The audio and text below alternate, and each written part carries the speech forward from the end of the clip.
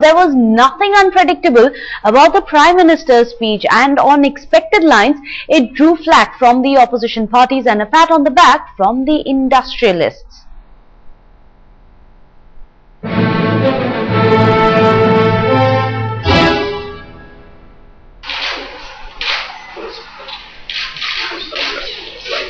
Mamata Banerjee too slammed Prime Minister's justification using her Facebook account to criticize the Prime Minister.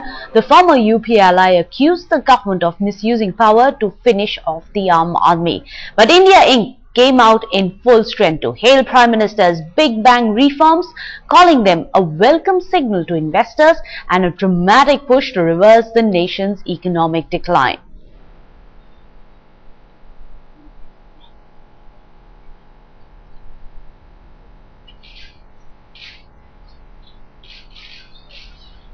Well, so far Manmohan Singh's image has been of a man missing in action, and his newfound confidence might be a result of unconditional backing by his own party on a day when the UPA got rid of TMC bogey. Union Law Minister Salman Khurshid told Headlines Today's managing editor Rahul Kamal that the government is well prepared to face the consequences.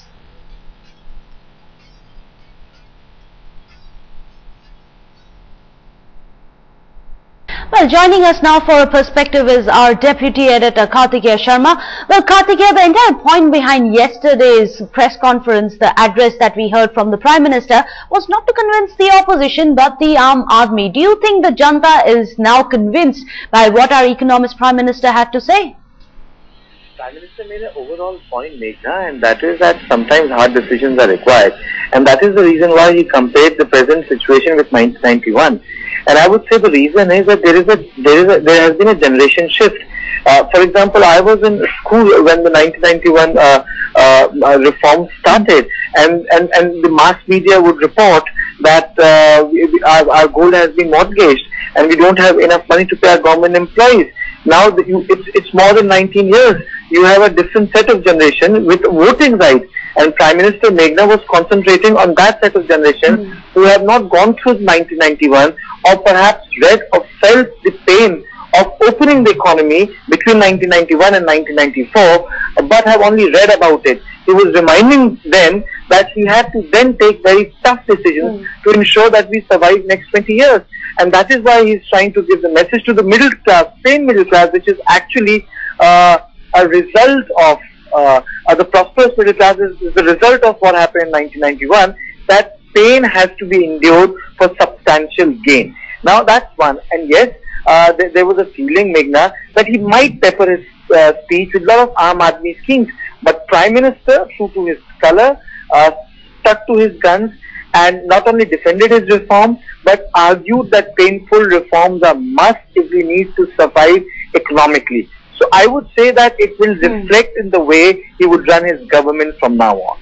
So that was a rather smart move from the Prime Minister, revisiting 1991, reminding people of 1991 when he bailed out the country of an economic depression that the country was going through right now.